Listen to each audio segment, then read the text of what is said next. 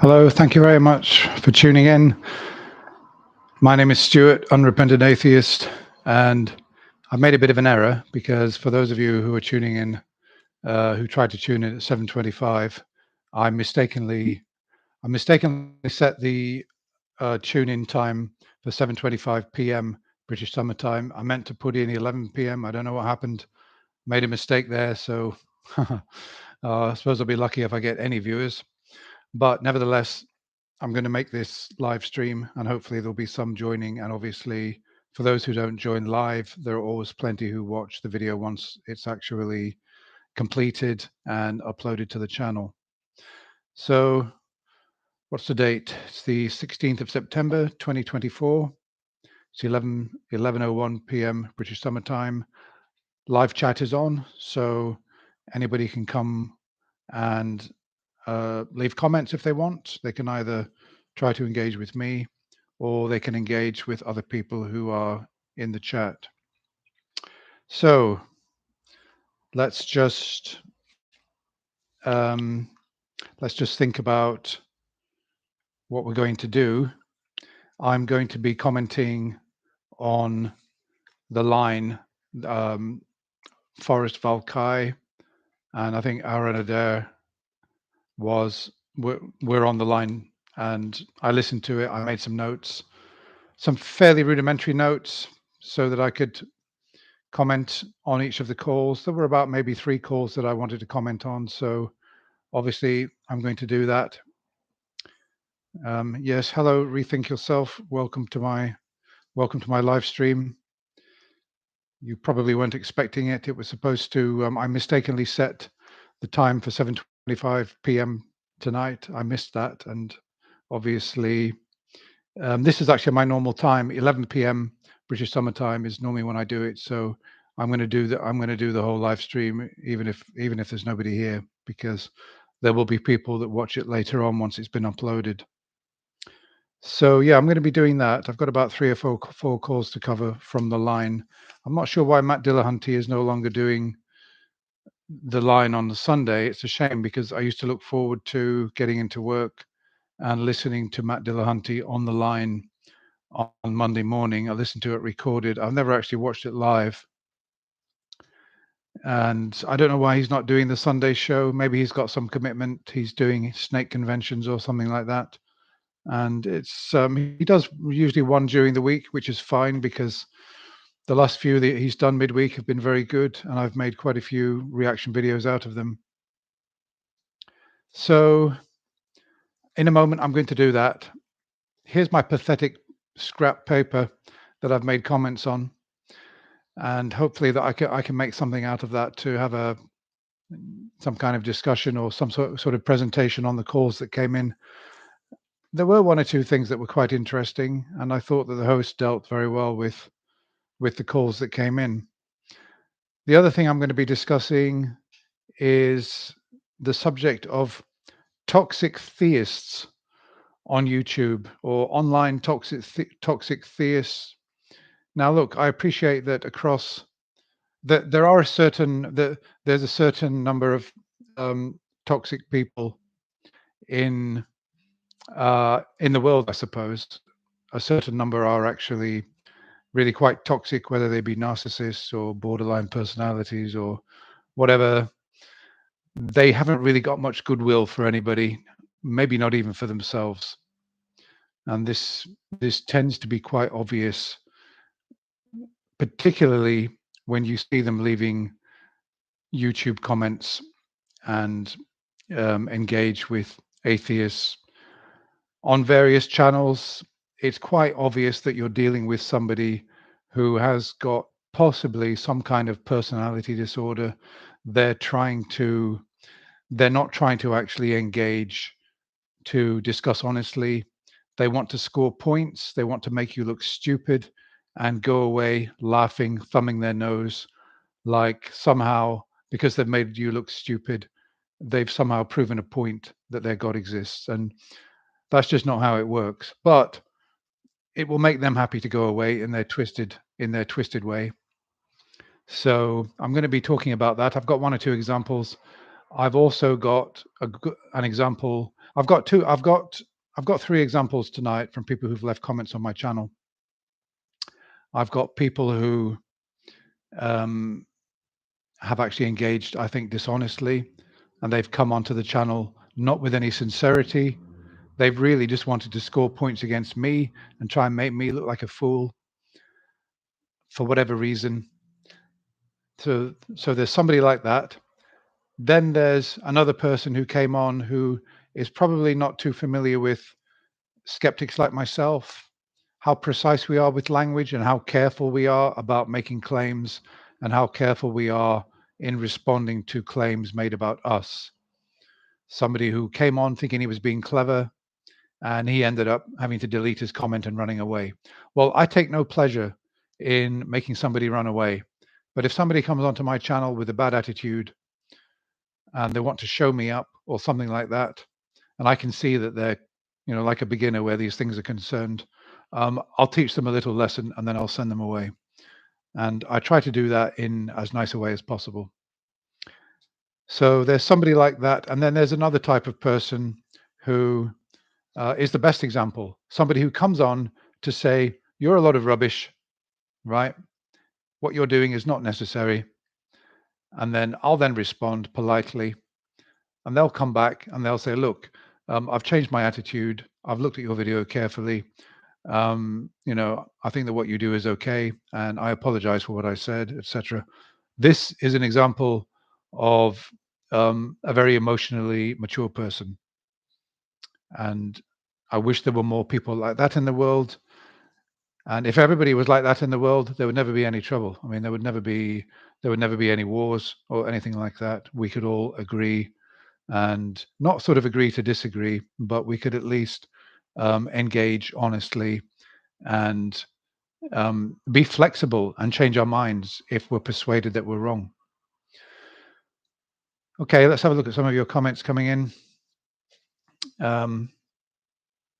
Okay, all the worthwhile theists know how much the line is a complete waste of time to call in, how close-minded the hosts are. Okay, that's something that we could discuss. I don't really agree with that. But I don't want to get too bogged down in other topics because I've got other things to discuss.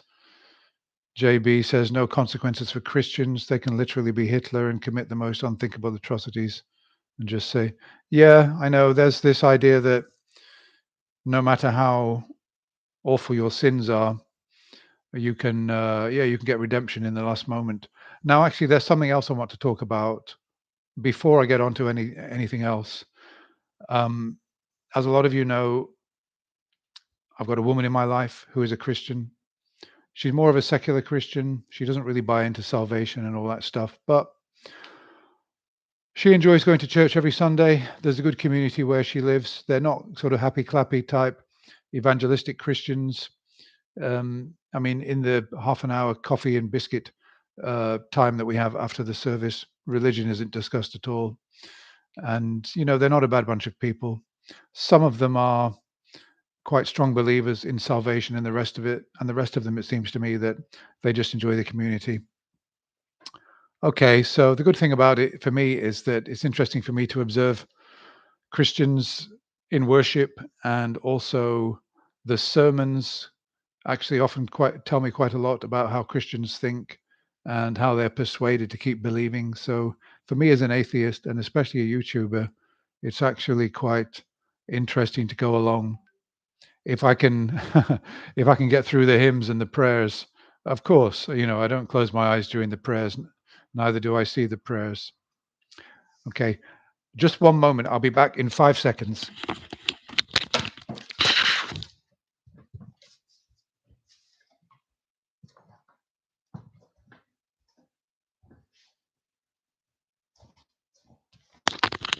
Okay, sorry about that, guys.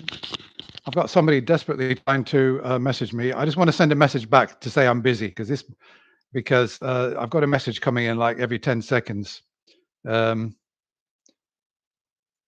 Okay, just bear with me.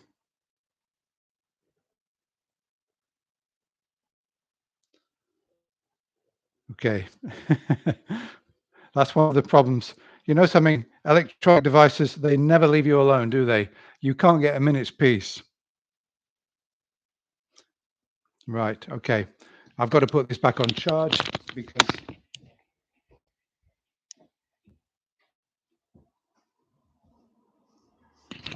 okay, that's taken care of that.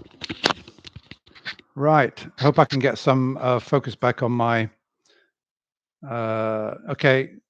Yeah, got some focus back on my cam. Yeah, sorry about that. Okay. So, wait a minute. Let me just I'm just going to close my WhatsApp because it's driving me crazy. I've got somebody messaging me on WhatsApp, and you know, I hate the sound of messages coming through when I'm trying to do a live stream. Okay. So, what was I talking about? Oh, yes. Yes. So, there was a yeah, so with the two things I wanted to say about the service, one is that this particular church that I go to, they've got a connection with Malawi. Now, do you know where Malawi is? Of course you do. You know your geography, don't you? It's in Africa. And there was a very famous missionary who went to Africa in the 19th century, a Scottish missionary. And you know what his name is, don't you? Let's see if somebody can put it up in live chat. Who's the famous missionary that went from Scotland? He traveled widely in Africa. So who is he then? Somebody in live chat is going to get a call out if you'll just say who he is. There's actually a very famous quote. There's a very famous quote about this particular person. So, well, if you don't say, I'm going to have to say who it is myself. Okay, well, I'm going to have to say because nobody's typing it in. The first, no. Okay, Dr. Livingston. Yeah, Livingston. He was a he was a Christian who went to Africa. He went to Malawi. He traveled widely to places that no Westerner had ever been before, and it seems that he set up some kind of community. Yeah, thanks. Rethink yourself. You're just a little bit late. I've already said yeah, Livingston. So Dr. Livingston, I presume, one of the most famous quotes in British history. So he went there. He established Christian communities. He helped them out in a humanitarian way. And he converted a lot of people, apparently. I don't know how. I don't know how you convert people in the 19th century in Africa who can't speak English to Christianity. I don't know exactly how they did it, but it seems that he was very successful. And there apparently are still communities out there of Christians, and there's a church. And there was a lady, a black lady, who came from Malawi, and she was dressed in kind of white with a sort of special hat and um, in the kind of attire that Christian women wear in that part of the world. She wasn't wearing a sort of African native dress. She was dressed in specifically Christian attire for that part of the world. And she was visiting specially, and she was invited to the front to speak, and she was asked questions, like how long has she been a Christian? What does it mean to her? What does Jesus mean to her? What does God mean to her? And are you familiar with the link between Dr. Livingston and your community? And so she was asked all these questions, and obviously she was appropriately giving answers which were flattering to the church and to, well, I don't know, Christianity. And she basically said all the right things. And then she said that she wants to sing a song. And I thought when she said she's going to sing a song, I thought fantastic, because I have actually heard, just a moment, please.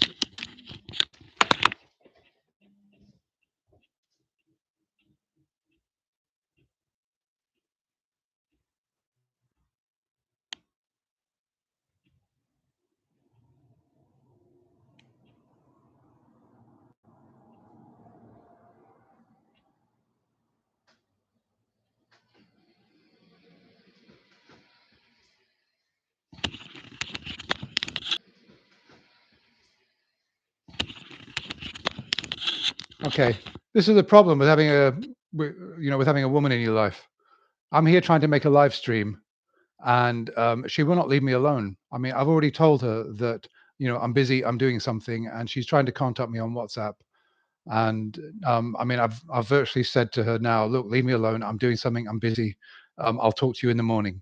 Okay, let's get back to more important things. Yeah. So this lady was was singing a song. She started singing a song. I was looking forward. I've heard tribes. I've heard, beautiful um, in their own language, and I think it's fantastic. I think their culture. I've every time I hear African music, I really like it. Now I appreciate Africa as a continent, but you know what I mean. All the traditions and all the tribes from different countries. So I was looking forward to actually hearing a beautiful native song. And what did we get? God, we love you. Jesus, we worship you. Oh my, I couldn't believe what I was hearing. I was so incredibly disappointed that she came all the way from Malawi to sing this, which is not, which is really just, I mean, artistically. Why didn't the missionaries leave these people alone with their own culture? Why did they have to go and interfere and try and give these people what they thought was superior culture and superior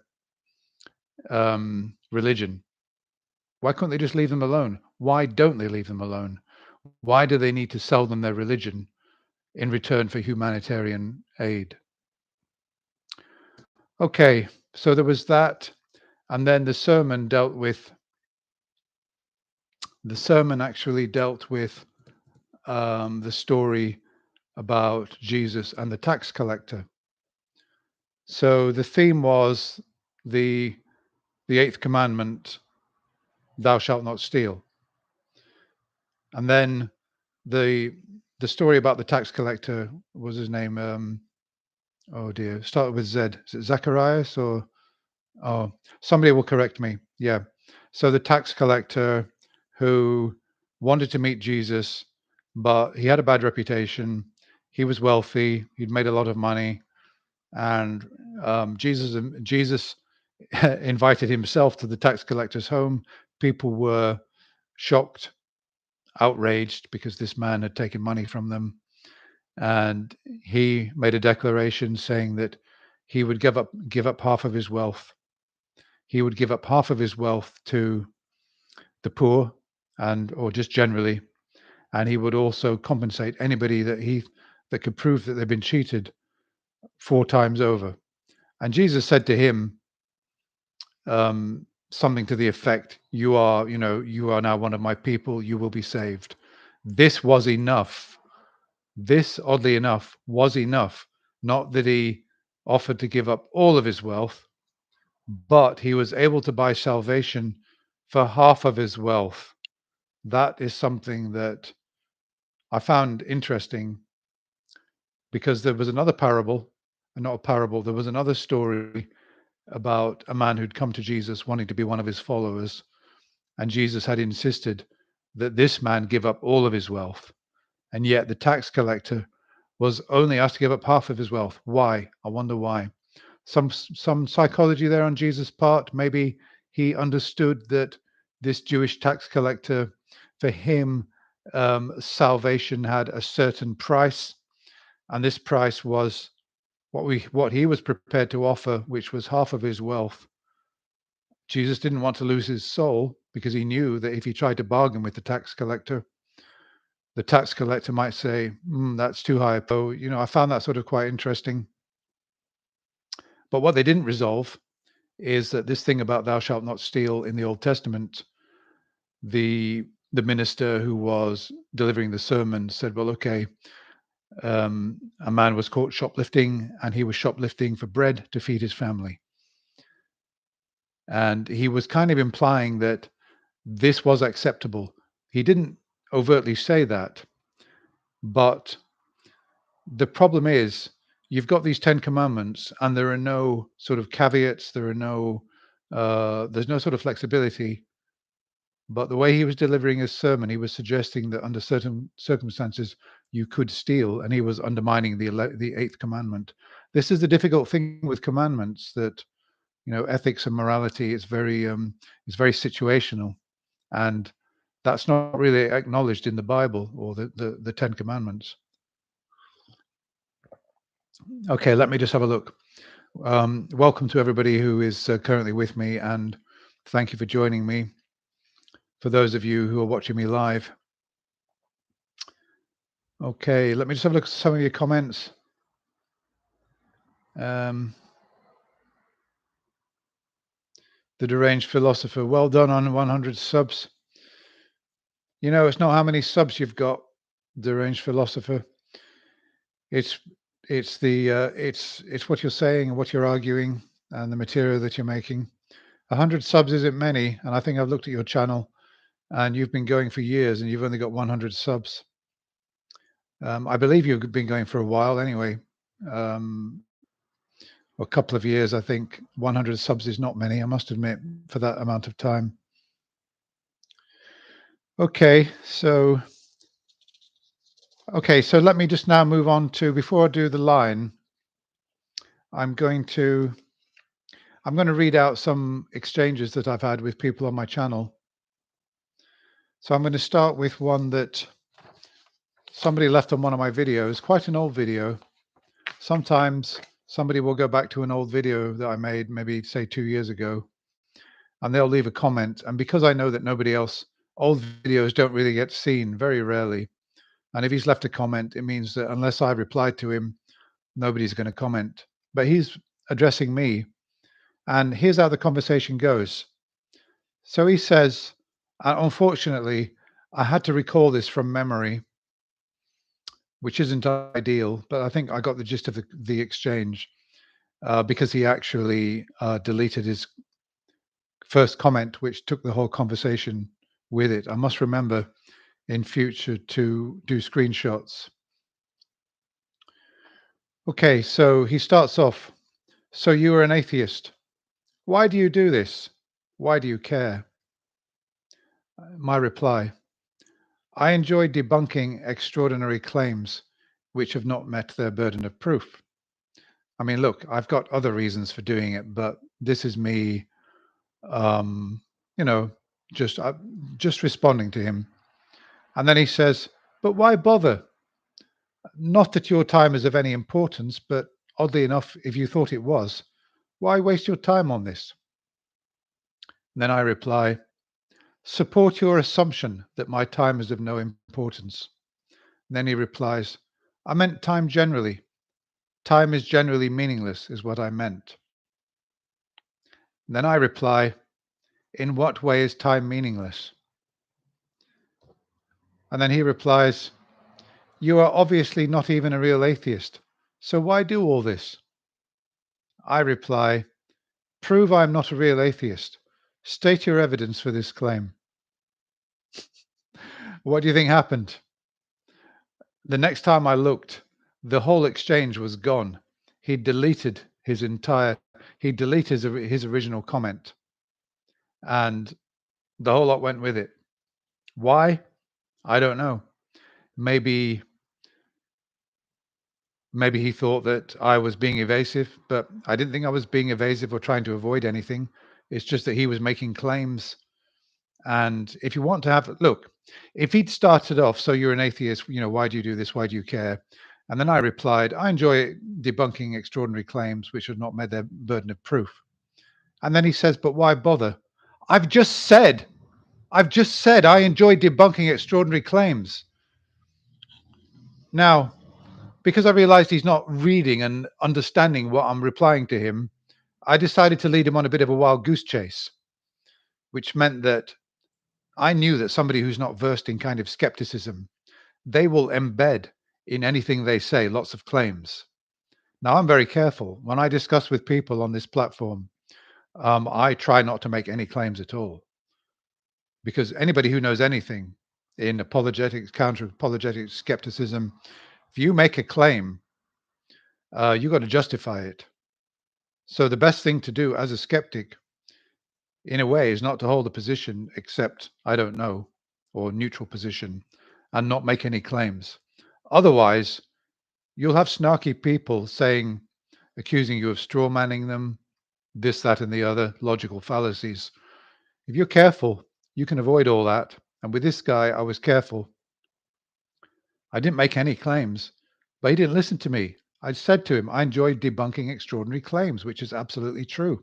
If I hear an extraordinary claim, for example, the claim there is a God, what I enjoy about that is hearing the reasoning why, the argument, and then trying to pull it apart. Not me making any claims such that God doesn't exist, but just spotting the flaws in the process of accumulating evidence and evaluating it, which I suppose is what Socrates was doing with his Socratic method, questioning and answer sort of thing. He was trying to not necessarily get at the truth, but at least strip away all the fallacies. And that's the sort of thing I enjoy doing. I don't claim to be a great expert in it, but I'm probably better at it than a lot of casual people that leave comments on my channel and don't know what they're letting themselves in for. So if they come to me with, why you're an atheist, why do you do this, why do you care, um, they're going to get into trouble with me unless they really know what they're doing. So he didn't listen to what I was saying. I said I enjoy doing it. Then he says, why bother? I've said, well, I've already told him. And then he says, your time's of no importance. Well, what does he mean by that exactly? I mean, is he saying that to him, my time is of no importance? Or is he saying that to me, my time is of no importance? How does he know that? I mean, has he got access to my mind and how I value my time and whether I find my time important or not? You see, there are flaws and fallacies in the way that probably most people think. I think that's probably true. Probably 90% of people, probably me as well. But I try as much as I can to keep it down to a minimum. I've got it coming all the time, from religious people, from New Age mystics, and from just everyday people who, believe things that they hear in the news without really questioning them, and conspiracy theories and that kind of thing. And for example, we've got a case which is ongoing at the moment with a nurse who was um, sentenced to life imprisonment for murdering 7 babies. This trial went on for 9 months. 9 months the jury sat. 12 men and women sat through 9 months of evidence.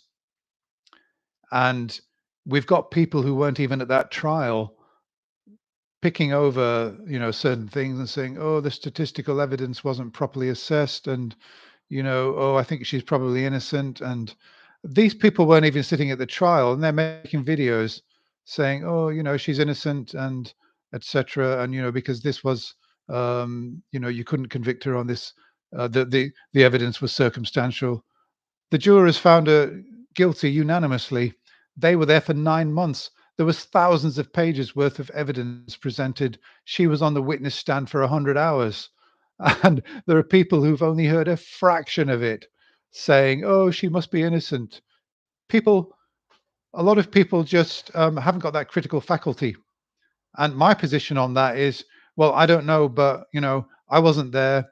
Um, I don't trust the justice system 100%, but given that it was unanimous and that they were there for 9 months and I wasn't, we need the rule of law. We need a good judicial system. I'll have to go with that judgment unless obviously some new evidence comes to light and then we have an appeals process. In actual fact, she put an appeal forward and it was rejected.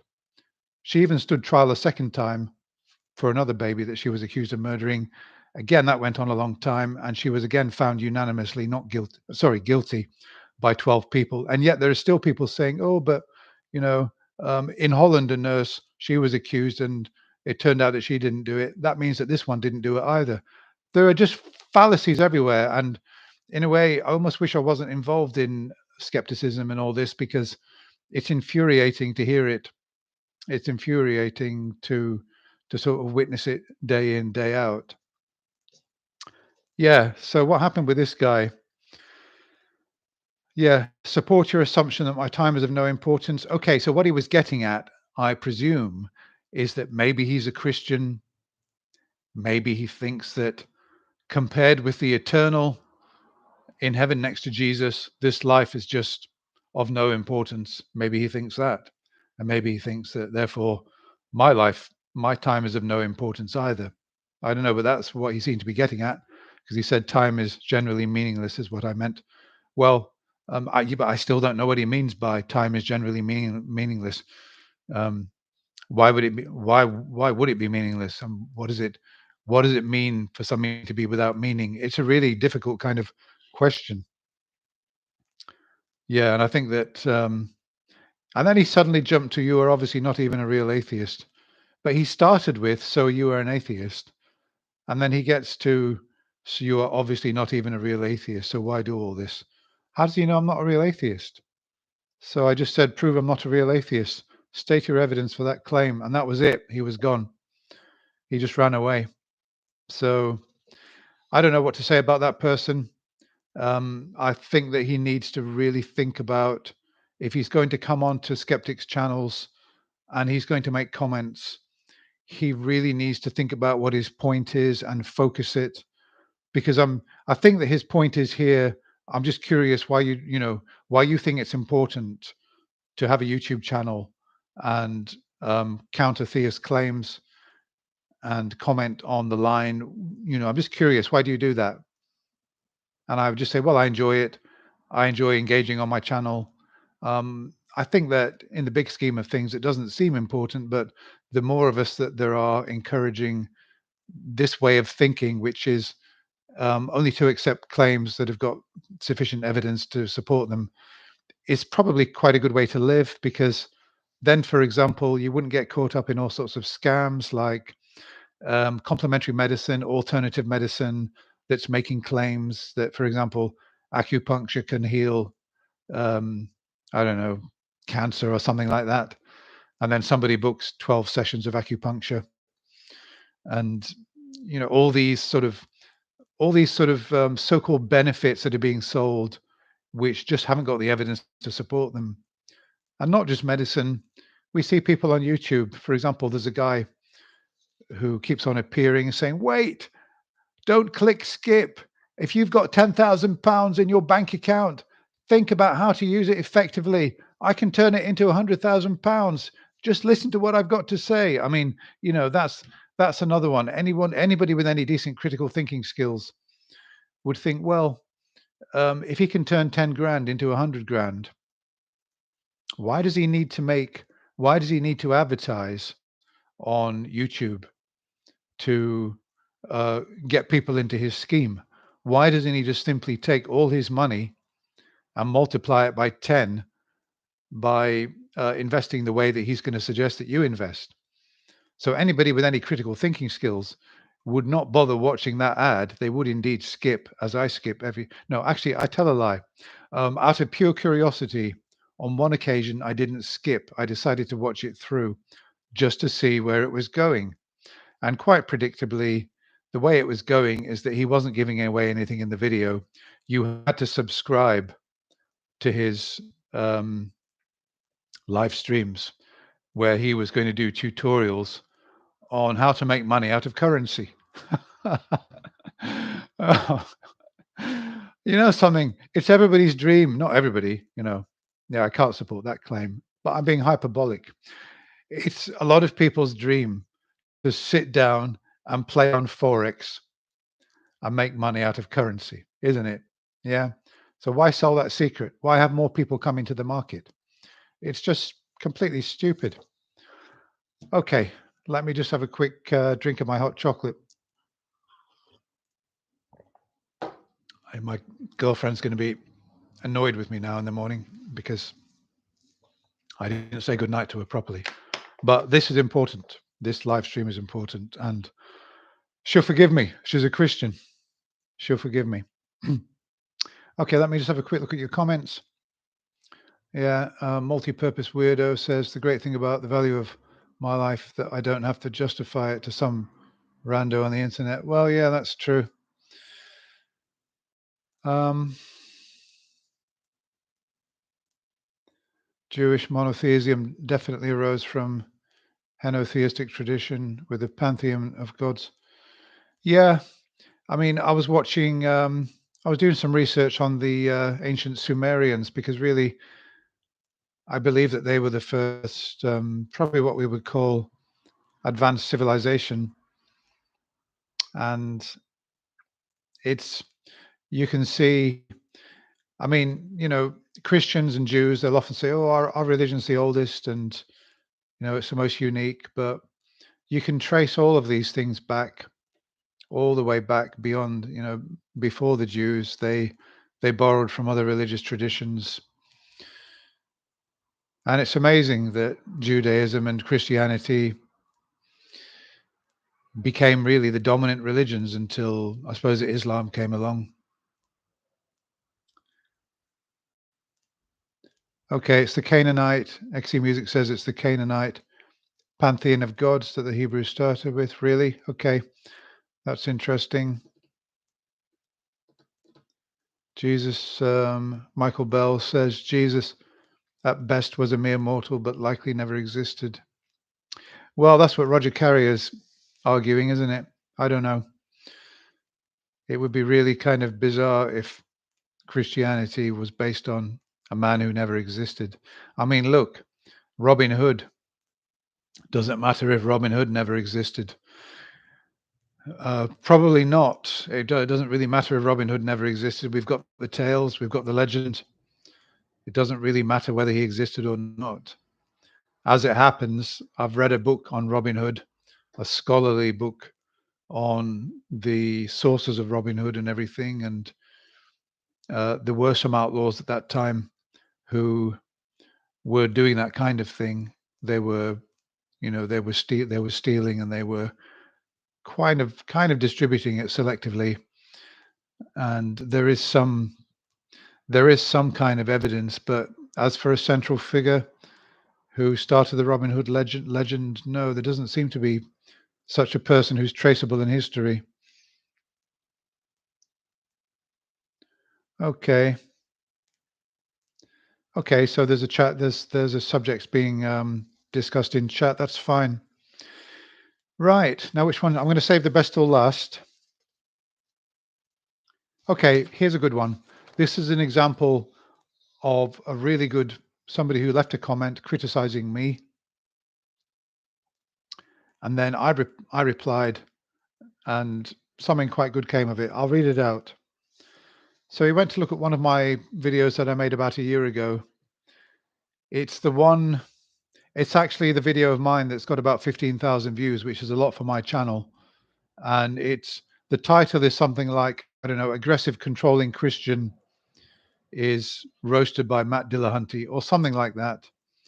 And so this black guy calls in, um, who sounds to me like he calls himself, what is it, an preacher apostolic preacher, he says he is, and he's got evidence for God. And his evidence for God was that he'd been touched by the Holy Spirit and he can speak in tongues, etc. And he made the mistake of saying to Matt, I wasn't I wasn't brought up like you guys. I was brought up in the church. That's the wrong thing to say to Matt. Oh my God. If you haven't seen that video, I really recommend that you watch it. I mean, on the line or on my channel. Yeah, he says, I wasn't brought up like you guys. And Matt says, just a minute, hold on. He said, just a minute. And he really gives him quite a roasting verbally, saying, I was brought up. I walked down I walked down the aisle at the age of 5 and accepted Jesus into my heart. He was really in quite magnificent form that day. And, he completely and utterly humiliated the guy and sent him packing. But anyway, so somebody viewed this video and left this comment on my channel. Thanks for this, but I'm not sure I want to listen to someone rerunning a discussion that was perfectly clear in the first place. What's the next level? Someone commenting on your commentary of Matt and Jimmy's commentary. That's the end of the comment. Well, actually, I'd like to say that would be a very interesting thing indeed. If somebody, very flattering, if somebody made a video of me commenting on Matt and Jimmy, yeah, why not? So I replied, fair enough. But I have lots of people who like my evaluation, commentary, and reaction. And I just left it at that. Yeah, I wasn't really expecting a reply necessarily. And then he did reply. He replied as follows: Yes, I liked it too. And I think I used the wrong tone. I'm sorry. I launched what I thought was the ACA and got you. I'd been annoyed by clickbait titles in the last few videos and was having a downer on my YouTube experience over the past while. Okay, fair enough. I understand why he's irritated. I put out thumbnails which show, for example, Jimmy and Matt, and then there's my face in the corner. And in the title, I put something to the effect, I don't know, Christian caller tells Matt Dillahunty that the birds and the bees are evidence for the existence of God. And then I put reaction, reaction and commentary. Maybe I should put reaction and commentary at the start of the video. I mean, at the start of the title, or I don't know. It's no good for me if people click on my video thinking that it's not reaction. If they think that they're clicking on a genuine The Line video, it's no good for me. And I'll tell you why. Clickbait is no good for me, and it's no good for any YouTuber. The reason being, when people realize they've been duped, do you know what they do? They immediately click away. Now, that's bad news for any YouTuber because we have something called a retention figure. What that means is that, say, for 100 people who click on your video, what what YouTube do is this. They take an average of the length of time that each person views the video, right? So they average it out. So if you've got, say, 20 people who clicked on a clickbait and they saw, oh, this wasn't what I was expecting. They look at it for 5 seconds and they're gone. They're going to destroy the 80% who watch that video nearly to the whole length of the video. So instead of the retention figure being, should we say, 90%, because of the people who clicked on it thinking it was something else, they clicked away, your retention figure is only going to be something like 30%. Now, those videos which do really well are those with the best retention. The better the retention a video gets, the more times it pops into people's feeds. And so, for example, if I put out a video that had several things about it, several things I've discovered, which, well, for example, I've discovered that the optimum time for a video on my channel is about 14 minutes. If you look at my videos, you'll see they're virtually all around 13, 14 minutes long. The reason for that is I've discovered that shorter videos, like 5 or 6 minutes, typically only get about a third of the number of views compared with videos of about 14 minutes. I don't know why that is. I don't know why, but that's how it is. Videos that are 30 minutes also only get like a third of the number of views, but the hotspot seems to be around 14 minutes. They're the videos that on my channel score, 2 to 3,000 views, which is pretty good for my channel. And consequently, I aim for about 14 minutes. So if there are people who are clicking away fast and they're ruining the retention, it means that YouTube is putting out the video less to less users, and a video will die usually within a couple of days. It will stop appearing to new people unless the retention figure is high. So it's not in my interest for people to be misled by my thumbnails and come to my videos and find, oh, damn it, it's not the atheist experience. It's not The Line. It's just this jackass who is giving us something that we don't want. and then they're gone. So anyway, back to the conversation. So yeah, so he said, yeah, he apologized to me and he said, yeah, I think what you're doing is okay. And then I replied, um, okay, well, actually, I said I responded explaining what I've just said now, that I don't like it when people, I'm trying to avoid people who, clickbait and think that it's the ACA or the line. I'm trying to find it out a way of stopping that from happening because it's no good for my channel. And then I also said there are channels that just clip out material, add nothing, and make money on that. You might have watched those clips and helped those channels make money thinking it is an ACA owned channel. Yeah, so it's surprising how many channels there are out there who clip from the atheist experience and the line, and they don't put their face on it like me and comment on it. They just literally barefaced, unashamedly clip it out, make a video out of it. They get 15, 20,000 views, and they built the channels purely on the work of the line and the atheist experience. Now I know that Matt Dillahunty doesn't like me. I know he doesn't like me because I tried to reach out to him. I've donated to him percentage of my profits, from my channel on YouTube. And I mean, he was really kind of cold with me. That doesn't matter. He doesn't like what I do. He probably doesn't like the fact that I use clips from the show. And but I wonder if he also hates all those multitudes of channels out there that are just literally clipping clips from the atheist experience and the line, and just unashamedly making money out of it. So he should like me because people have got to know him through me, and I'm one of the few people on the internet that is occasionally critical of him. I mean, in terms of atheists, and I do a sort of evaluation and commentary. I don't see why he shouldn't think that's a good thing, and why he shouldn't think that I'm not doing a bad job, because really nobody else is doing it. I think maybe he hasn't really looked at my videos and he just thinks that I'm, just unashamedly making money. And I mean, the amount of money I make out of this, believe me, I mean, I'd be better off standing in a bar pouring beers for people. I don't do it for the money. Make something out of it, but really just pocket money. I just do it for interest mainly. Okay, so, and then he replied, I feel bad about my comment. Just goes to show how demonizing social media is unless you pay really close attention to your thoughts and feelings. Keyboard warrior brought back up to the real world by contact with an actual human being. And then in brackets, he puts, assuming you're not a bot or artificial intelligence, but don't get me started on that either.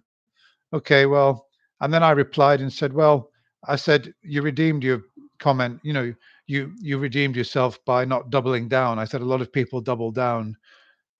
That's the thing. When you get somebody who criticizes you, or when you've made a comment and then you find the reaction, you've got to think, am I going to double down and try and reinforce my position? Is my position fully justified, or is it more based on emotion? And I was quite impressed with this guy that he, he came back and he kind of apologized, and that was all cool, you know. And yeah, that was a good exchange. Okay, let me have a look at your comments. Um, yeah, multi-purpose weirdo. Yeah, well, obviously, I've had my channel now for 2 years, and yeah, that is the case. It's not. I mean, it's not 100% on retention. There are other factors, but retention is incredibly important because the more people, the more time people stay with your video, the more it proves you've made quality content and that your video title is accurate. So yeah, retention is incredibly important, because I know, for example, if I make a video with say just 25% retention, it dies incredibly quickly. Whereas if I make a video with say 40% retention, it usually goes quite strong for 2 days and then it starts to tail off.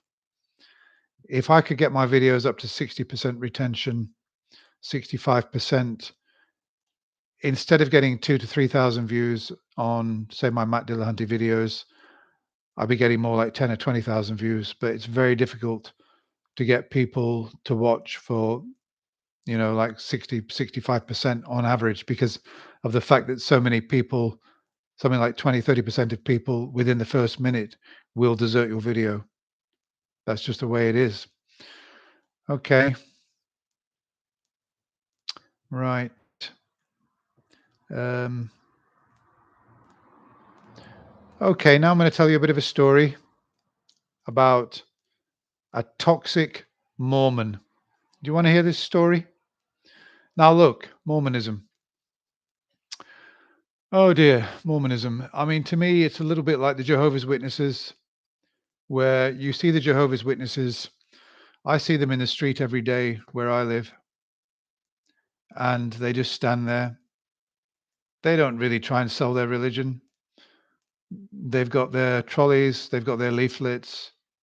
They look like fairly friendly people. I've never really spoken to them, and I've taken their leaflets once or twice just really to make a feature on this channel to see what their points are, to see what they're trying to sell. So, I mean, the Jehovah's Witnesses, where I live, they don't knock on my door because, I've got security at the bottom and I live at the top of a 3-story building. So I don't really have any problem. So I've really seen Mormons a bit like Jehovah's Witnesses that they're kind of indifferent to what the outside world thinks of them and, their claims. Well, I used to think that, but I kind of don't think that anymore because of an exchange that I've had with a Mormon, or at least claims to be a Mormon. So let me just give you some backstory. I made a video. I'd made a reaction video 8 months ago. Somebody called Ryan called in to the line and said he could prove that there's a God who loves us. And Matt said, "Okay, what's your evidence that there's a God that loves us?" And he said, "Well, to the effect, it's in the Book of Mormon." And Matt said, "Okay, what is there in the Book of Mormon that proves that there's a God that loves us?" And his answer to that was, well, Joseph Smith um, uh, wrote a lot in that book, um, tales about various wars and conflicts between different factions who'd moved over from the Holy Lands. They'd somehow got across the sea to the Americas. And in the process of doing this, there were a lot of anachronisms. So the claim is that there were about 200 anachronisms, and 150 of these have now been confirmed. And one of these is that it wasn't known that the ancient American tribes or certain tribes had cement. So Joseph Smith is talking about these people, these tribes, these factions that were building civilizations in America, and he described them as using cement. You know, they used cement to build their houses, buildings, etc. And archaeologists have discovered in the last, I don't know when, but since that time, it was discovered that they were using some kind of cement-like material. And this proves that there's a God that loves us. Now, I must admit, I laughed a bit when I heard that argument because, as Matt said, that it doesn't prove that there's a God that loves us. Or why does it prove there's a God that loves us? And his reason was, well, Joseph Smith was a simple farm boy. He couldn't possibly have known that detail unless there was some kind of, divine source of knowledge. He couldn't have known. He couldn't have known about it, that these ancient people were using cement when it wasn't generally known. It wasn't known that it hadn't been confirmed at that time that cement was being used. So this is an example of one of the anachronisms that the Book of Mormon is actually correct. And so far, 150 have proven to be true, and there are about 50 to go, right? Okay, so Matt said, um, are you saying that there's no other way that Joseph Smith could have known this except that a God that gave him this information? And he seemed to kind of retreat on that in the call. And Matt said, you realize that's a fallacy, don't you? And he seemed to say, well, actually, yeah, I agree with you that it doesn't sort of conclusively prove it. And then,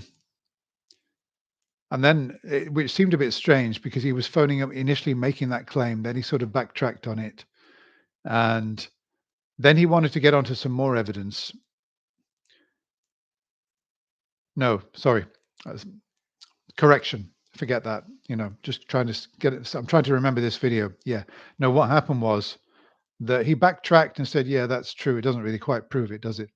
He said, "Yeah, you're right about that." And then there was some sort of chat, and then Matt said, "Okay, well, we've established that Joseph Smith writing about cement doesn't prove that there's a God that loves us." And then he said, "Oh no, I didn't say that. That's a straw man. You're straw manning me." Yeah, he said, "I didn't say that." And Matt said, "No, you're a liar. You did say that. We can rewind the tape." And then this guy, Ryan, said, "Well, you wouldn't let me finish. I was going to present more evidence." And from there, the call went downhill very quickly. And then this Ryan said, "You won't let me give the evidence because you're scared. You're scared I'm going to make a fool of you," or, words to that effect. And I think Matt ended up putting the phone down on him. Yeah. So I made a reaction video, and I took the view that Matt took, that no. I went a bit further, I think, saying that how, okay, well, I mean, first of all, Joseph Smith, it's said that he was a simple farm boy. Well, I mean, he could read, and he could read the King James Bible, and it's been established by literary experts that the King James Bible is actually kind of written in the idiom, the same kind of language as the King James Bible. So no surprise there. I mean, that's the book that he's been reading all his life, and he did a good job of sort of replicating that style. Good for him. Yeah. I think that historians and experts regard, as far as I'm aware and what I've read, they regard it as purely the work of somebody who was living in the 19th century, and that is all, with no other knowledge needed. So it's not regarded as remarkable at all. Now, I'd like to say about these 150 anachronisms, these 200. I have spent hours researching about these anachronisms. It's claimed that there are 150. Some claim 160, 170 have been proven correct. Um, I can't find more than a few. I see this figure of 150. I can never find a list of them. If you go to Wikipedia, you'll see there's about a dozen. There's about a dozen, and one of the ones that, yeah. So this list, if you know where this list of anachronisms that have been proven correct is, let me know, because I would like to see it so that I can study them. Because the only one that I've really studied is the cement claim, which I don't find remarkable at all. If I was some clueless idiot in the 19th century, versed in King James Bible language, and I wanted to create my own religion, and I invented this amazing tale that there was a splinter group that left the main Hebrew tribe in 500 BC and made it over to America. And I wanted to make some kind of connection between Jesus Christ and America. And I wanted to, I mean, I could sit down, I could devise all this, and I would have these people come across the sea using all the technology that was being used in, you know, Canaan, uh, Israel, and that whole area. I would have them go over with their swords, with their arrows, with all their technology, with, you know, and it might not occur to me in my complete ignorance as a simple farm boy. It may well be, I've thought, well, wait a minute. Um, did people know about cement in ancient times? How would you know? I mean, they didn't have the internet in those days to look it up. How would Joseph Smith know whether there either was or wasn't cement? Whether the academic world knew whether there was or wasn't cement? How would he know this? He wouldn't know it, would he? Unless he went to, Washington, went to the big library. Uh, I don't know how he would find this information out. He would just write about people that went there. They had to make houses. They made their own cement, etc. There were wars. People used swords fashioned out of steel. Okay, well, we know that there was no steel at that time. 500 BC, when the first lot went over, there was no such thing as steel, and yet steel is mentioned in the Book of Mormon. Steel swords. Horses are mentioned. We know that there were no horses at that time. Okay, there's since been some research done, and some research, by the way, led by a Mormon, and they found some bones of horse-like animals, and they found some charcoal next to it, and the bones were not in a state that they could use carbon dating to date them. So what they did was they did the next best thing. They dated the things that were next to them.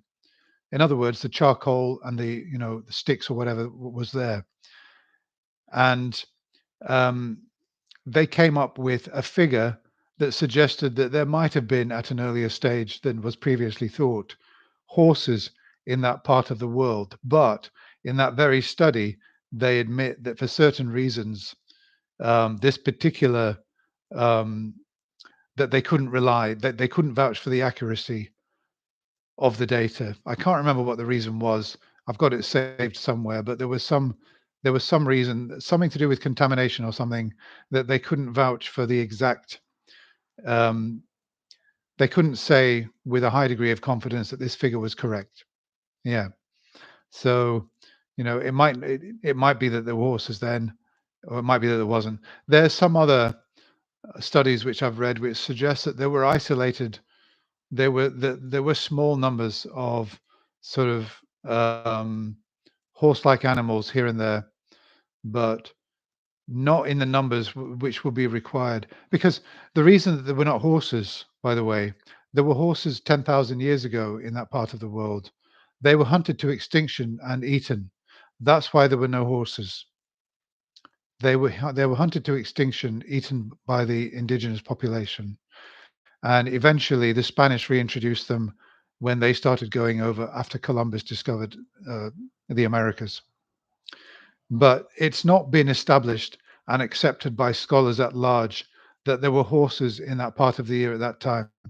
Okay. But Mormons don't want you to believe this. They'll go around trying to trying to claim that, oh yes, here's another one. This one's been this anachronism has also been debunked. There were horses. We've now got the data to back it up. But guess what? I've read a I've read a very, very good assessment of the data on these bones that were found. Really good. I've actually bookmarked it. And the person who's reviewing it says the first big red flag for me is that one of the researchers is a Mormon, and he's quite a well-known Mormon. I think his name is Wade Green or something like this. And he says that's a big red flag because of confirmation bias. And then as he's going through the article, he says, yes, they admit that the dating is not reliable. So no, um, the world of, I don't know, what is it, biology or zoology does not accept. It hasn't been established as a fact that there were horses at that time. But Mormons will come onto your channel and say they've got evidence for this. They're going to send the links. But I was one step ahead. I did the research. So no, there was no steel. So where's this list of anachronisms? I can't find it. I've looked everywhere. When I type into Google, Mormonisms and anachronisms, either, whatever, guess what? Guess what? Virtually all of them are LDS websites. Virtually all of them are Mormon websites. And you know why? because nobody takes this seriously except Mormons. That's why. The academic world is not interested in these anachronisms because they're not impressive. Like the cement is not impressive. I could write a story. I could have written a story in the 19th century and I would have put in all sorts of detail. Some of it would have proven to be, oh, yes, they had axes then, or they had arrows with a certain type of flight then. Oh, yeah, you got that right. And oh, yeah, but you didn't get that right. And um, just through my sheer ignorance, I could put loads of detail in there. Some of it would prove to be right, others would prove to be wrong. But you start speaking to a fanatical Mormon, and they'll start trying to say, well, we've got 160 right out of 200. No, you haven't. Where are these 150? Somebody send me a list of the 150 anachronisms that have been proven correct in the Book of Mormon. I did ages of research and I couldn't find a list anywhere, even on Mormon websites. I couldn't find that list anywhere. All I see is this figure being trotted out. And by the way, Mike Wagner, you're not a Mormon. What are you doing about Mormons who are coming onto my channel saying that your religion, your Christian religion, is untrue? Jesus is not divine. What are you doing to counter these Mormons who are saying that Jesus was created? You're not doing anything, are you? You're leaving it to atheists having to deal with Mormon bullshit. Why are you Christians not arguing with each other over these stupid details? Why are you bothering atheists with this nonsense? I'll tell you why. I'll tell you why it is. I'll tell you why I've got so many Christians, Muslims, etc., on my website and New Age mystics with their woo nonsense. I'll tell you why they come to atheists. They don't go to other religious people. You know why? Because they know what high standards that atheists have got. They know what high standards of critical thinking we've got and how high we set the bar to accept claims that are true. They respect us. They respect our way of thinking. That's why Mormons come to me to test out their claims and they don't go to other Christians. Okay. So I'm just about to read you out. How long have I been on this? Over an hour. Okay. Okay. So this guy, Ryan, I thought Matt dealt with his call well enough, really.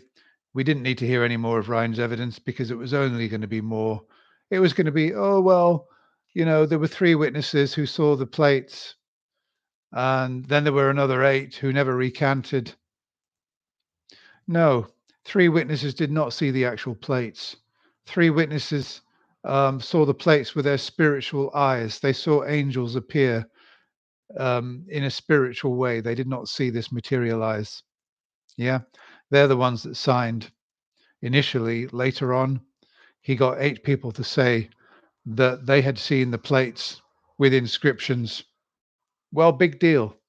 How difficult do you think it is? How much money do you think it costs to make up some plates, to make up some impressive looking plates with inscriptions on them? Probably not that difficult. Even in those days, it could be done. And why? I mean, why, if these plates were so impressive, did virtually all of those go off to other mainstream Christian religions? That doesn't really make any sense, does it? But it may well be that they saw these plates and they said they saw the plates and they said they saw the inscriptions. Well, that's what they saw. Of course, they didn't recant. They had no way of confirming that these plates were sort of genuinely buried, um, not far from the place where the last battle happened, so that future generations could learn this was a message to later peoples about the fact that Jesus appeared to, um, oh, I can't remember. Jesus appeared in the Americas with a message. And I mean, they're just confirming that they saw the plates with inscriptions, but they've got no way of knowing whether those inscriptions were truly what Joseph Smith translated or that they were actually genuine. And even if they were genuine, that's just like finding the Dead Sea Scrolls, isn't it? It doesn't mean that the extraordinary claims in the Dead Sea Scrolls are true. Honestly, Mormonism is so monumentally stupid that it really doesn't merit me spending all this time on it. But nevertheless, it was a surprise to me that I found a Mormon who cared enough about all this to come onto my channel and say that both me and Matt mischaracterized his position. Well, actually, no, we didn't mischaracterize his position at all. His position is that Joseph Smith was a simple farm boy and could not possibly have known that at that particular time cement was being used in that particular part of the world by that tribe, and that therefore he must have had a divine source for this knowledge, and it means there's a God who loves us. That's what his position was. It was quite clear. He tried to backtrack, but then he came back to it, and that was how I characterized his position. It was absolutely 100% clear. Now, the red flag with this guy is that he said to me, he said, I want to come onto your channel and challenge you. I want to come onto your show and challenge you about this because you got it wrong. Yeah. I responded, well, I don't have a call-in show, so we can do it here. And he said, well, nobody's going to look at these comments. I said, I can make a community post. I can make a community post. I can guarantee you'll get dozens of responses. That wasn't good enough for him. He wanted to debate me one-on-one on a call on my show. I said, well, I don't really do a call-in show, and uh, that's why last week was his chance to call in because I made available my telephone number, and he could have called last week. I gave him notice, and he claimed that he was just coming back from holiday and he was getting home late. Well, that's convenient, isn't it? He didn't call me last Monday when he had the chance. Yeah. Now, what I should have seen as a red flag. Okay, a couple of things. When I initially said no, I don't debate. First of all, I said I don't get into exchanges with people on my channel because I haven't got the time. And then he said, well, you've never had anybody come onto the channel like I have. And really, he should have just accepted I don't have the time to do exchanges, regardless of how and in what manner you come onto the channel. I don't have time to go backwards and forwards. So I'm going to put your post onto the community board. And I've got people that enjoy spending going backwards and forwards on these things. But no, he wanted to particularly debate with me. And I said, I've had people on before, offering the same thing. And then he said, no, you haven't had people on before. I've looked through your comments. I've never seen this. And I said, well, I've got 1,000 videos out there. Have you been through every single video? And he said, well, he's never seen anything. So I showed him some examples. I found some examples easily enough of people wanting to debate with me. And he said, oh, no, but he said, right, you're shifting the goalposts. Well, that should have been another red flag. This is somebody who's got no interest in defending his religion. He's only on here to score points. And he wanted to prove that I was straw manning him and that I was shifting the goalposts. He was nitpicking the fact that I was saying that I've had people on wanting to engage with me. And I've said no because I don't have the time, which is exactly what he was doing. But his point was, oh, but you've not had a Mormon on. You've not had somebody who was talking to Matt Dillahunty. You've not had somebody who you did a reaction call, and I want to correct things. You've not had somebody in those exact circumstances. So you're wrong. And I mean, my point is that regardless of the circumstances, I've got a policy, which is a good policy, that generally speaking, I don't engage with people on my channel on these arguments because I mean, I could spend all day on it. I mean, I work full time. I haven't got time. Occasionally, I will, like with this person who said that, my show is not much good, and I engaged with him a little bit. But I should have seen that this Ryan was trouble straight away because he was very entitled. He was abusive, really, and he was confrontational. He was claiming that my characterization of him was laughable. And it wasn't at all. It was a fair characterization. And I was looking forward to him calling on that Monday so that I could sort the whole thing out, and also put him straight on his claims that the witnesses of the plates had any credibility whatsoever, which they haven't. They've got no credibility, only to Mormons who already believe. Yeah. So, um, what happened with him? Okay, yeah. So he missed that call, and then he left a message on my channel and said, "Well, he'll call in at the next. He'll call in next time." Then I decided I did some research on Mormonism. I did some real research. I downloaded a synopsis of the Book of Mormon because I don't have time to read the whole thing. And I know people will say, "Well, how can you judge the Book of Mormon unless you're going to read it?" Well, something in the same way that when I'm in a library, I don't read every single book from cover to cover in order to determine if it's worth reading. I look at the back to see what it's about, and I look to see who's written it.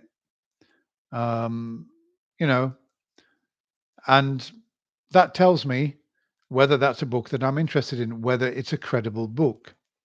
And when I read the synopsis of the Book of Mormon about these tribes, about these peoples, about these father with three brothers, two of which turned against God and became the bad guys, and the other one who defended the faith, and the wars that they were involved in, that there was no historical evidence for any of these characters.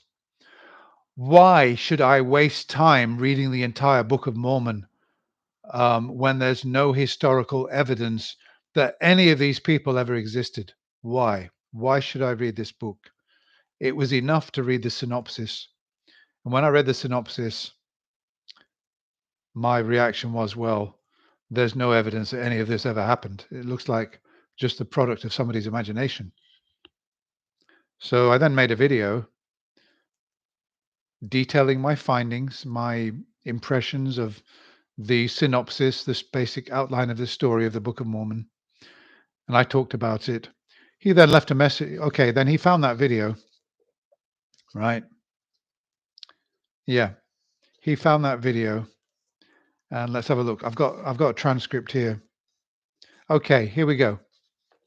This is when the call was still going to take place because I was going to let him come on here tonight and talk, but for certain reasons, which you'll find out, it wasn't possible. Okay, so just in case you see him around, his username is Raul of Mustachio 3D. Right? Now, I'd just like to say to you guys that when I made that video on the Book of Mormon, the synopsis, somebody had already started a thread on that page saying that the Book of Mormon is well, effectively saying that he was implying that he's an ex-Mormon, but there's a lot about the Book of Mormon that he respects. You know, when somebody says to me like, "Oh, I used to be an atheist," or "Oh, I used to be a Mormon," but there's a lot in the Book of Mormon which is true, that's a red flag. If there's a lot in the Book of Mormon which is true, and you're here defending it, why are you an ex-Mormon? Doesn't make any sense. But I think, in fact, that this other commenter who was basically trying to argue that these anachronisms should be taken seriously and that we should believe in the Book of Mormon because of them. I think this person was actually this Raul of Mustachio 3D who simply used another identity to present his points to me. But anyway, let me just read you out what Raul of Mustachio says. So he says, "Can't wait for our call about it this week. As you seem to concede, your video here is filled with straw men and misunderstands that unsurprisingly came from someone who knows impressively little of the amazing Book of Mormon." Okay, well, let's ignore the sort of grammatical errors and generally poor English. Okay, I don't care about generally poor English because maybe his first language is not English. Although, if he's a Mormon, are there many non-English speaking Mormons? I don't know. Yeah. So yeah, I made this video. Now he says here, as you seem to concede, your video here is filled with straw men. Well, actually, no. Um, okay, then he accuses me of misunderstandings, and that's unsurprising because I know impressively little. And he says of the amazing Book of Mormon. Okay, he's a Mormon. I responded to him as follows. I do not concede that there are any straw men in my video. You misunderstood that. Why would I make a video and then say it is full of straw men? I was ridiculing claims that I erect straw men. Yeah. So I was saying in my video, at the end of the video, I said, look, I can imagine there'll be a lot of Mormons out there who will be saying, oh, you atheist, you're making straw men. And I was ridiculing that because I always get that from Christians a lot of the time anyway, not always, a lot of the time, that when I make a video fairly criticizing their religion, they'll say, oh, it's full of straw men. And, you know, instead of proving that their religion is true, they just come on and say, oh, you're straw manning us. So I was ridiculing that. And no, I wasn't admitting that there were no straw men in my video. Yeah. I said, okay, if there are any straw men in my video, you better name at least one. If you can prove there is at least one straw man, there will be a conversation between us. And if you cannot, there won't, unless you admit there are no straw men. The Lord of Rings is an amazing book, and in a different literary league from the Book of Mormon. But Gandalf is a fictional character. Yeah. So, I mean, the fact that, he's saying that the Book of Mormon is an amazing book, well, big deal. I don't think it's amazing, by the way, but there are more amazing books than that, and they're full of fictional characters. Okay, right.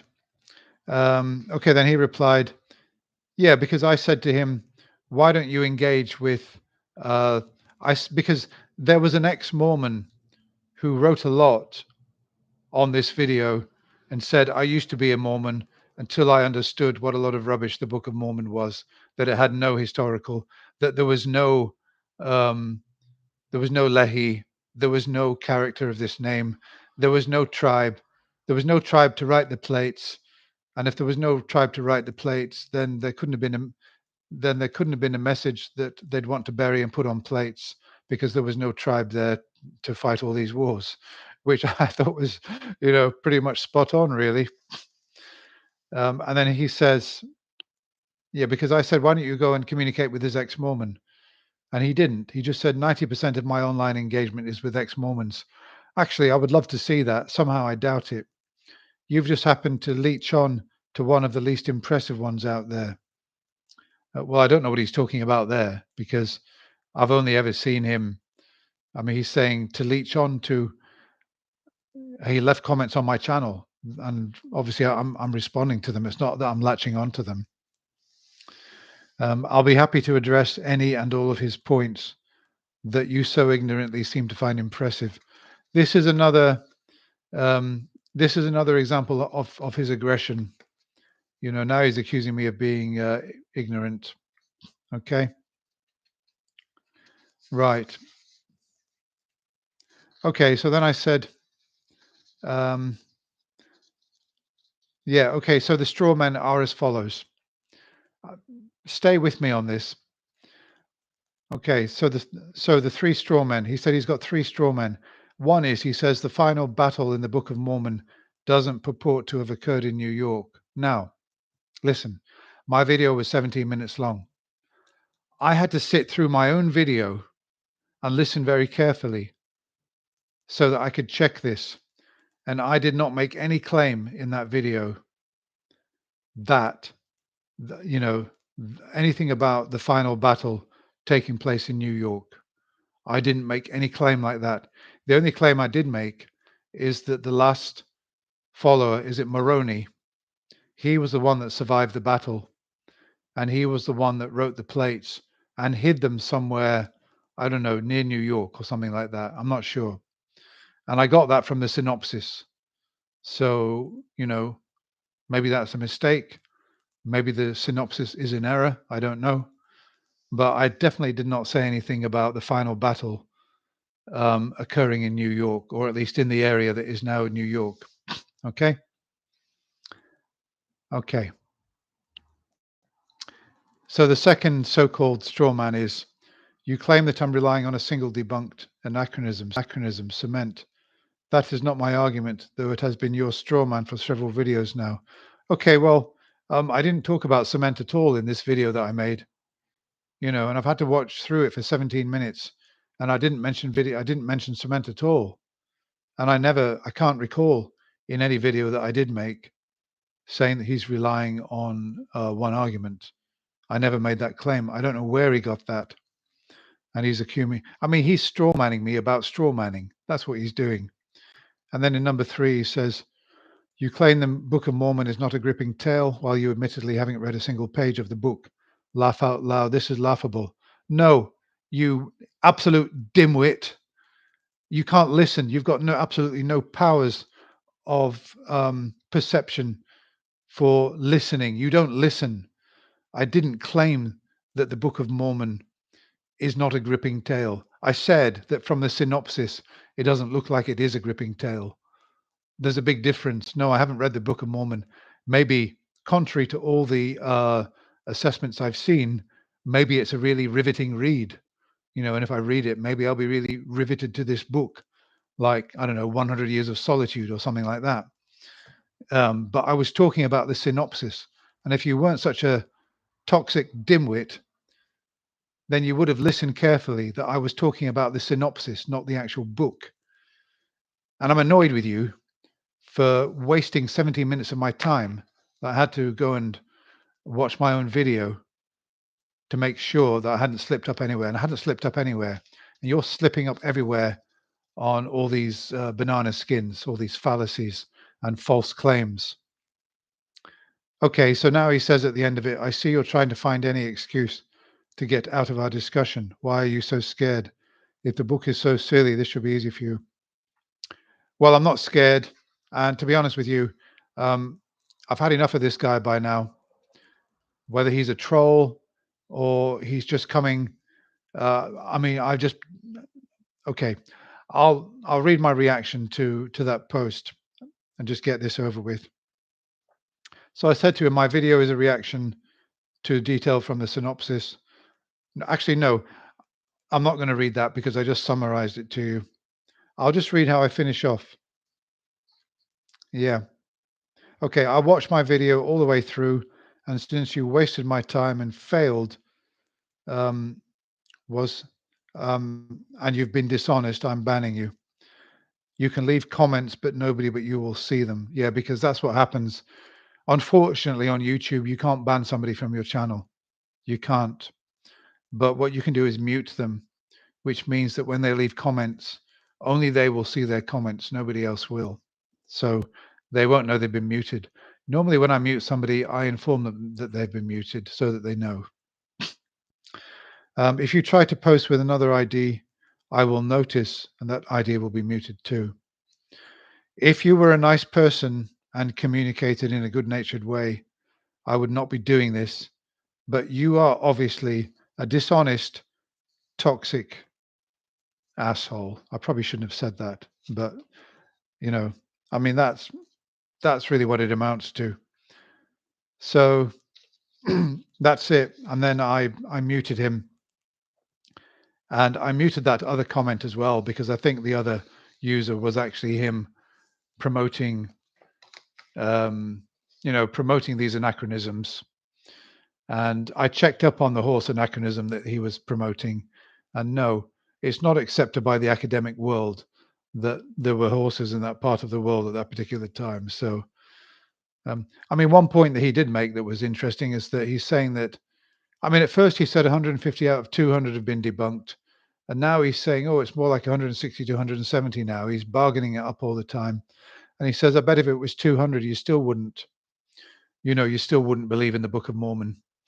And I said, well, get back to me when it is 200. But, I mean, even if it was 200, it still doesn't prove that a God exists, because the kind of anachronisms that are being debunked, so supposedly debunked, are just very mundane. I mean, so what? So it turns out people had cement after all, or so what? It turns out there were horses. So what? It turns out that in those days they could make steel. You know, if in the Book of Mormon there was a brief description of Einstein's general theory of relativity, now that would be interesting. That would be impressive. But no, we never see anything like that in any of these holy books. Just stupid, vague prophecies and claims that it's scientifically accurate. The cherry picking when a lot of the information in like the Bible, the Quran, the Book of Mormon is false. So yeah, that's about it. That's my example of a very toxic person. Um, I don't know. I mean, it was obvious that he was toxic, entitled, and I shouldn't really have got into that exchange with him at all. Frankly, I shouldn't. I should have stuck to my policy of not exchanging with people. But I thought, well, he was the caller that time. I'll offer to put his post up on the community board. When he refused that, I should have just said, well, sorry, that's all I'm offering. Then this conversation's over. Okay, so let's just move on then and quickly discuss some of the. Yeah, I mean, Darth Dawkins. He's another toxic. He's another toxic. He's a Christian, isn't he? He's a toxic Christian. He's very confrontational, and he's not really interested in. I've heard him several times, and I've heard the way that he likes to keep very tight control of the conversation and the dialogue, and he tries to steer you towards admitting that you've got no foundation for anything that you say. And I mean, I could kind of admit that, but I would say, well, neither do you, unless you can demonstrate to me you're God. There's no point presupposing it. Neither do you. If you want to say that, if you want to make that claim, we're both in the same boat.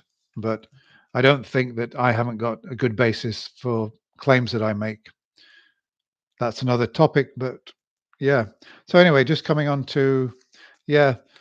So it was Aaron Adair and Forrest Valkai today. It's quite a good show. So Steve called in, and he called in to talk about simulation hypothesis and how it could potentially be proven. Okay, let's move on beyond that. So they spent some time talking about that, realizing that, well, it's still very hypothetical. There's no way we can confirm whether any of this, whether we're all living in a simulation or not, or how it could be proven, even in principle. And then it was quite bizarre and then he suddenly said, well, I've got a story. And then he told the story about how the fact that he'd seen lightning and then a rainbow immediately after when he was contemplating on some religious point. I can't remember what the point was, unfortunately, but he said to Forrest Valkai, what do you think of that? Do you find that impressive?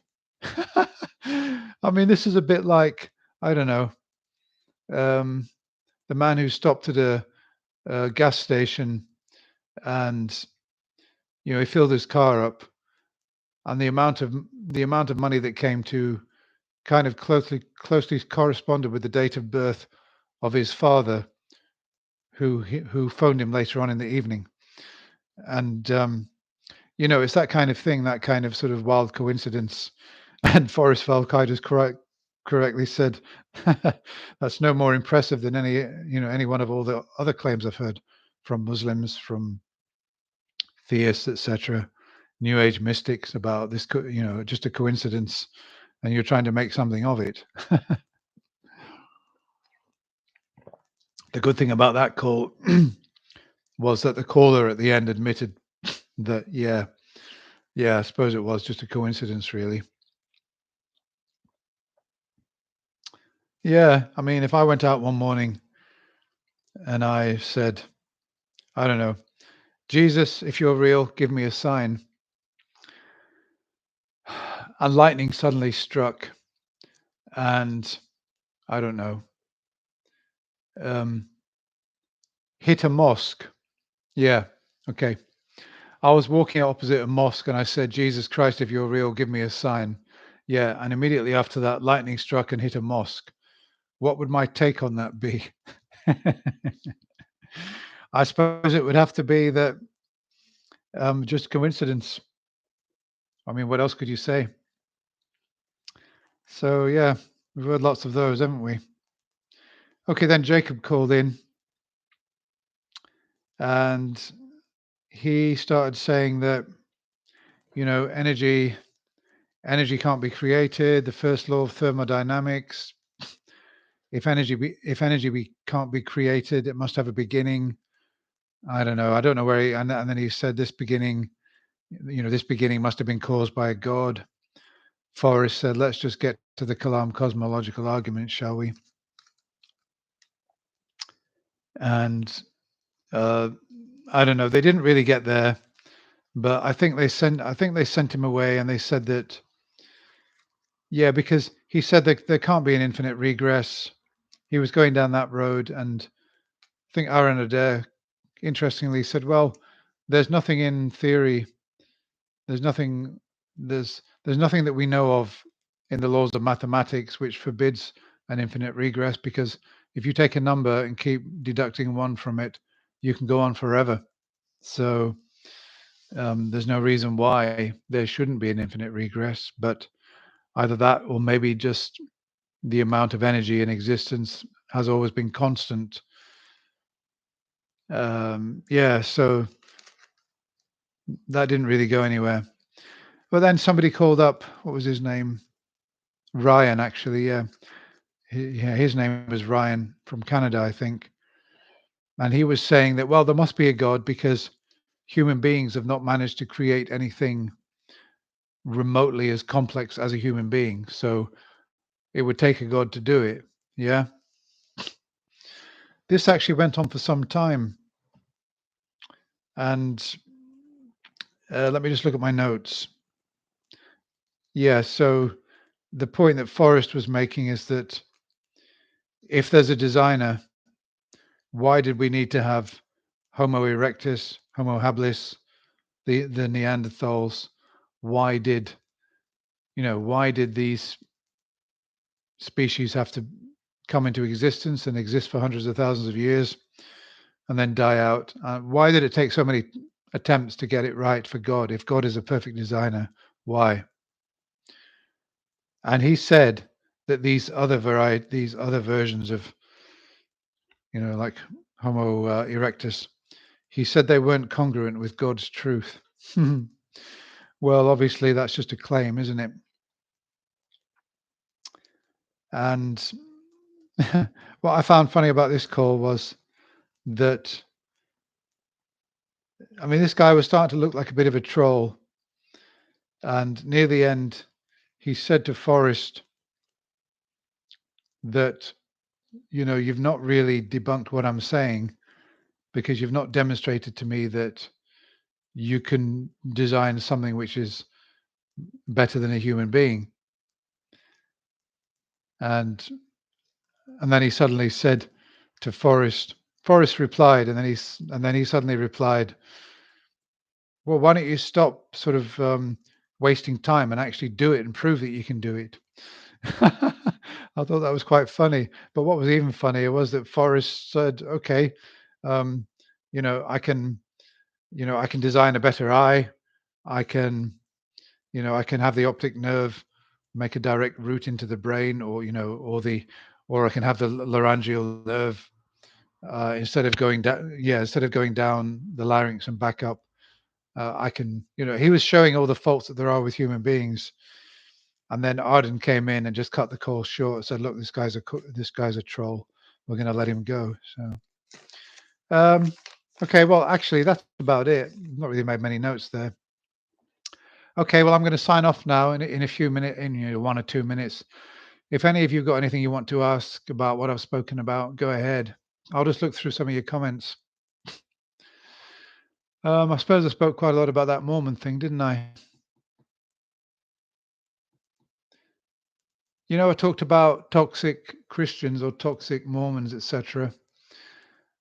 I wonder if any of you guys consider that Matt is a toxic personality. Would any of you make that claim? Or I know that he can get very angry with people. He can call them names. I've noticed sometimes that he he knows how to kick a man when he's down in that sense.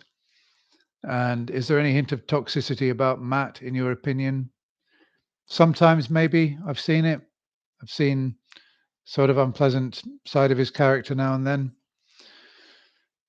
Um, I mean, I've got I don't know. I mean, I can be arrogant at times. I can be I can be unpleasant in my own life. You know, I can I can snap at people, but when I'm doing this show, I I don't know. I try to be as reasonable as I can, and I suppose as professional as I can, and that means not exposing any dark sides that I've got. Let's have a look. The lightning thing reminds me of the results when you Google lightning strikes Mormon temple. Human beings are the only thing we've witnessed creating anything. Where we got the concept of creating from. Most of us have Neanderthal DNA in us. Okay. All right. Yeah. Thanks, Mike. Yeah, try to avoid toxicity. I've had toxic people in my life and I know what it's like. So, and I've seen toxic people. What can you do about it? But it seems odd that Christians can be toxic. Christians can come onto my channel and other channels and be toxic, say, you straw manning, jackass atheists. You've got no morality. You've got no intelligence. You don't know what you're talking about. You're scared to debate me. And I'll take any of you on. You better give me time on your call-in show. If you don't, you can forfeit. Yeah. So I mean, somebody who's read the Bible, somebody who is a follower of Jesus Christ. Is that the best way to present Christianity? To come on and rubbish atheists rather than actually presenting a case? Because no matter how wrong I am, or no matter not wrong, no matter how maybe um, no matter how many times I straw man, or no matter how many times I fail to assess the evidence properly, etc., it still doesn't mean you've proven your case. I mean, that's the whole point. Yeah. I don't know. I don't know. I've I've not met any toxic Christians at this church that I'm going to, which is a good thing. But having said that, I've not got into any theological discussions with any. So I don't know if any of them discover that I'm an atheist. That could be interesting. Okay, well I'm signing off now. It's 1:45, British summer time, so I better get to bed. Thanks a lot for tuning in, and I'll see you next time. Good night.